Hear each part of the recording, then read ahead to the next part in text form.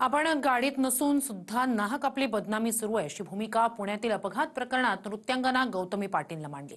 पोलिसांना फोन करून मंत्री चंद्रकांत पाटील यांनी जे शब्द वापरले ते ऐकून वाईट वाटल्याचं सुद्धा गौतमीने म्हटलंय। पाहूया हा रिपोर्ट। कोणतीही माहिती न घेता मंत्री चंद्रकांत पाटलांनी गौतमी पाटील बद्दल केलेल्या विधानामुळे तिच्या विरोधात मोर्चे निघू लागले। त्या विरोधात गौतमी पाटीलने पत्रकार परिषद घेत माझी बदनामी थांबवा असं म्हणत लोकांना आवाहन केले की गाडी मी नव्हते चालवत, तर यात मी दोषी नाहीये, तर तुम्ही तरीही मी दोषी नसतानाही मलाच दोषी का ठरवलं चाललंय मला हे कळत नाही। फक्त गाडी माझ्या नावावर आहे म्हणून, आणि असं नाही माझ्या कामाव्यतिरिक्त म्हणजे माझा जो गाडी चालक आहे त्याच्या कामाव्यतिरिक्त गाडी त्याच्याकडे होती। काही दिवसांपूर्वी पुण्यात गौतमी पाटीलच्या ड्रायव्हरने एका रिक्षा चालकाला धडक दिली। अपघातावेळी गौतमी पाटील गाडीत नव्हती याची पुष्टी सीसीटीव्हीच्या आधारे खुद्द पुणे पोलिसांनी दिली। मात्र जखमी रिक्षा चालकाचे कुटुंबीय गौतमी पाटीलवरच कारवाईची मागणी करतात। त्यात मंत्रिपदावर असलेले चंद्रकांत पाटलांच्या व्हायरल फोनमुळे हे प्रकरण अजून तापले।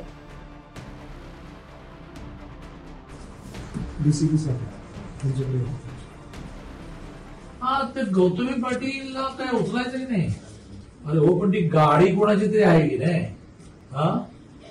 हो, पण मग आता हा जो रिक्षावाला सिरियस आहे। चला तर तुम्ही म्हणा की गौतमी पाटील नव्हती गाडीमध्ये, कोणीतरी ड्राईव्ह करत होता का भूत ड्राईव्ह करत होता? तो जो कोण ड्राईव्ह करत होता त्याला पकडायला लागेल ना। त्या बिचाराची मुलगी समोरून बसली आहे, तर तिला काय म्हणा तू अशी गौतमी पाटील वगैरे, तू म्हणा त्यांचा खर्च तरी कर मग। मला वाईट कोणाला नाही दादा, साहजिक वाईट वाटणं प्रत्येकाला वाईट वाटतं की आज आपल्या बाबतीत काही ना काही उठवलंच चाललंय।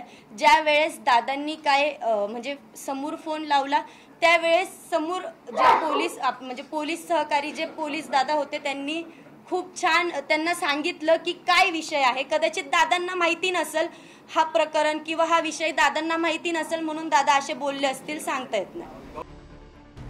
माहितीनुसार अपघातग्रस्त व्यक्तीच्या कुटुंबियांना पोलिसांनी सीसीटीव्ही फुटेज दाखवूनही गौतमी पाटील विरोधात पुण्यात आंदोलन होत आहे। काल एका संघटनेने गौतमीच्या फोटोला जोडे मारत निषेध केला। या साऱ्या आंदोलनाला चंद्रकांत पाटलांनी माहिती न घेता फोन लावण्याची केलेली घाई हे कारणीभूत असल्याचं म्हटलं जाते। मी गुन्हेगार नाहीच आहे, तर तुम्ही मला का दोषी ठरवताय? आणि मी तिथं असते तर मी ह्या गोष्टी घडू दिल्या नसत्या दादांनो। तिथं ते आजोबा पडलेत किंवा काय ह्या गोष्टी माझ्याकडनं मी ते अनदेखत केलं नसतं। आज मी एवढं मदत करते, मी आज एवढं इकडं तिकडं फिरते, ह्या गोष्टीचा मलाही अनुभव आहे। मी तसं तिथं सोडून गेले नसते, त्यावेळेस मी नव्हते। मी क्लिअर कट सांगतेय, माझ्यावर खूप छान छान आरोप लावले चाललेत। एकच आकडा नाहीये त्यांचा, मधीच ते 19 लाख म्हणणार, मधीच ते 20 लाख म्हणणार, मधीच ते आता 10 लाख म्हणणार, असं त्यांचा आकडा आहे। हे माझ्या भाऊ लोकांपर्यंत निरोप येत आहेत आणि ते मला माझ्यापर्यंत पोहोचते। आज माझ्याकडे 4 संघटना येतात, 4 समाजसेवक येतात, ते मला माझ्या परिस्थितीत ते मला मदतीचा हात पुढे करतात। मग या सगळ्यांपैकी मॅडमचा मानलेला भाऊ कोणता नक्की? कारण माझ्यापर्यंत ना माझ्या भावांपर्यंत ना माझ्या आईपर्यंत कोणाचा मदतीचा हात आला त्यांच्याकडून। तुम्हाला माणसाच्या जीवापेक्षा पैसा महत्वाचा आहे, तुमचे शो आधी ठरले ते महत्वाचे आहेत। मागच्या काही महिन्यात पुण्यासह महाराष्ट्रात अनेक अपघात झाले। अनेक बड्या बापाच्या पोरांनी दारू पिऊन गाडी चालवत लोकांना चिरडलं। पुण्यात बिल्डर अग्रवालच्या पोरानं दारू पिऊन 2 जणांना चिरडून ठार केलं। कारवाईत हलगर्जीपणा म्हणून पोलीस निलंबित झाले। रुग्णालयात आरोपींच्या रक्ताचे नमुने बदलले गेले। त्यावेळी मंत्री चंद्रकांत पाटलांनी कोणत्याही पोलिसांना फोनवरून जाब विचारल्याचं आठवत नाही।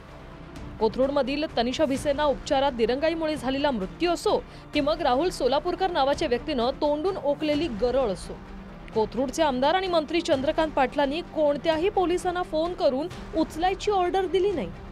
मात्र या प्रकरणात पोलिसांनी सीसीटीव्ही फुटेजवरून दिलेल्या माहितीनंतरही चंद्रकांत पाटलांनी फोनवरून कारवाईचे आदेश दिले। आणि असं नाही कोण नाही बोलत मला, तुम्ही इथं सगळे तुम्ही आता नवीन नाहीये माझ्यासाठी। मी जशी व्हायरल झाली आहे, माझी ही 3री वेळ आहे इथं, तुम्ही बघताय। मी आतापर्यंत ट्रोलच होत आली आहे, मला कोण चांगलं म्हणतं का? नाही म्हणत, मला सगळे वाईटच म्हणतात. मी चांगलं नाचली तरी मला वाईट म्हणतात आणि मी वाईट नाचली तर ते विचारायलाच नको. मग हा विषय म्हणून मी लक्ष देत नाही या गोष्टींकडे. Bureau report, TV9 Marathi, Pune.